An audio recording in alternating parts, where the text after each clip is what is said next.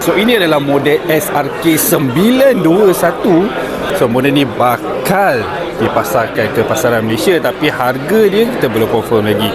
So kalau tengok dekat dia punya muka depan ni, memang tampak garang betul kan. Dia hadir dengan brake Brembo kiri dan kanan. Yalah 921 cc kan. So nak tak nak memang kena ada sistem brake yang betul-betul kuat. Tengok lampu belakang dia. Lampu belakang dia tu memang dia tak tiru design mana-mana motor. Dan ni paling menarik, lampu dia terasing sebenarnya. Nampak ni? Ni dia punya lampu ni. Lampu dia terasing. Nampak exhaust dia. Exhaust dia twin, kiri dan kanan. Kiri kanan exhaust dia. Dan dia hadir dengan single arm.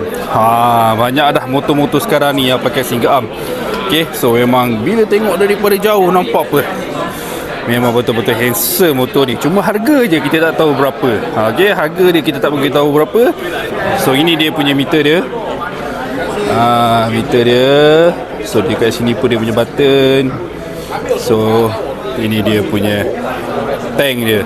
Okay, so untuk pasaran Malaysia, bila ada pelancaran rasmi nanti kita akan reveal lah spek penuh motosikal ni.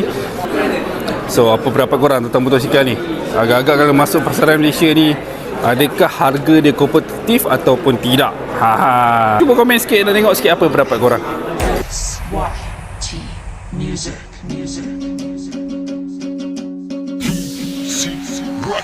Records.